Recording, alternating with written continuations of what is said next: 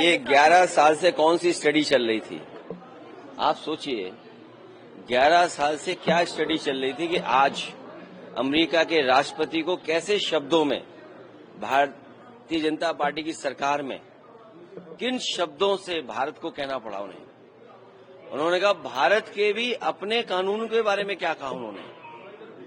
सोचिए आप कि जो सरकार लगातार पिछले 11 वर्षों से दोस्ती के बाद दोस्ती और कितनी दोस्ती बढ़ाई कि आज हमें क्या दिन देखने को पड़ रहे हैं।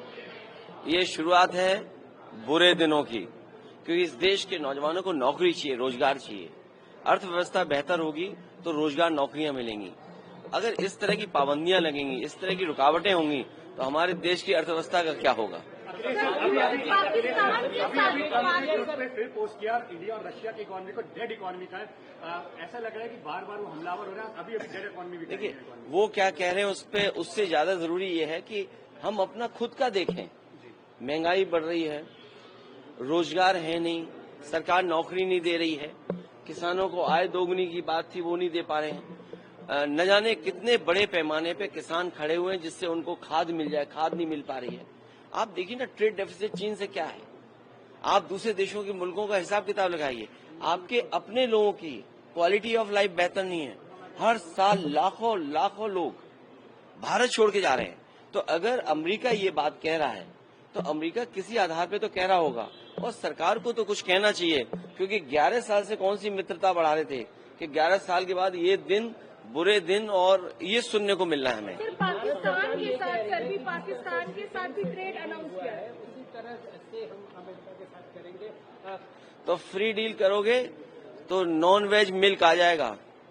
जो हमारे तमाम साथी जो व्रत रखते हैं और ये सोचते हैं कि व्रत में हम दूध की मिठाई खा लेंगे, और जिस समय अमेरिका के दूध की मिठाई खाओगे आप तो आप नॉन वेजिटेरियन व्रत रखोगे। इसके बारे में आपको सोचना होगा। अगर फ्री ट्रेड किस किस क्षेत्र में आप करोगे, किस क्षेत्र में दबाव बनाया जा रहा है। आप अपनी अर्थव्यवस्था देखिए ना, कहाँ खड़े हैं आप किसान की आय दोगुनी नहीं कर पाए। आप दुनिया में जिस तरह लोगों का जीवन बेहतर है, अपने लोगों को भागने दे रहे हो भारत छोड़ करके। लाखों गए, कितने गए लोग तो सुनने में आ रहा है, जितने पड़ोसी अच्छे देश हैं वहां पर कारोबार भी लेके चले गए।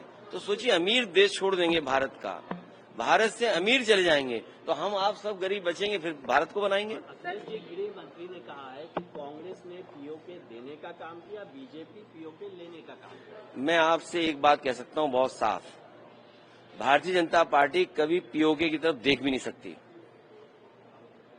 सर, वो मिनिस्टर ये भी कहा है कि कोई भी हिंदू जो है वो टेररिस्ट नहीं हो सकता है। राज्यसभा के अंदर उसने बोला। देखिए ये आप क्यों नहीं समझते हो? वो जो राजनीति है ना भावनाओं से करने की, ये इमोशंस का इस्तेमाल करते हैं राजनीति में वोट के लिए। इनके लिए इमोशंस महत्वपूर्ण है, इमोशंस से सरकार चला रहे हैं। ये अर्थव्यवस्था से सरकार नहीं चला रहे हैं। इनसे पूछिए कि लाखों लाख लोग भारत छोड़ के जा रहे हैं, क्यों जा रहे हैं? लोग भाग गए पैसा लेकर के, बैंकें डुबा करके। किसान को कुछ दे नहीं रहे हैं आप, नौजवान को नौकरी नहीं दे रहे हैं, और आरक्षण खा रहे हैं वो अलग से। हर चीज आउटसोर्स है, हर विभाग में हर चीज आउटसोर्स है। तो क्या अर्थव्यवस्था बना दी आपने? इसीलिए अमेरिका आपको बुरे दिन की तरफ ले जा रहे हैं। हमें उम्मीद है कि भारत सरकार 11 साल बाद अच्छे दिनों की तरफ जरूर लौटाए हमें। ट्रंप सरकार ने कहा है हम पाकिस्तान के साथ ऑयल फील्ड हम डेवलप करेंगे। पाकिस्तान में टेरर स्पॉन्सर्ड स्टेट है वो, कहा है तो 11 साल भाई भारतीय जनता पार्टी की 11 साल की सरकार के बाद भी ये सुनना पड़ रहा है हमें।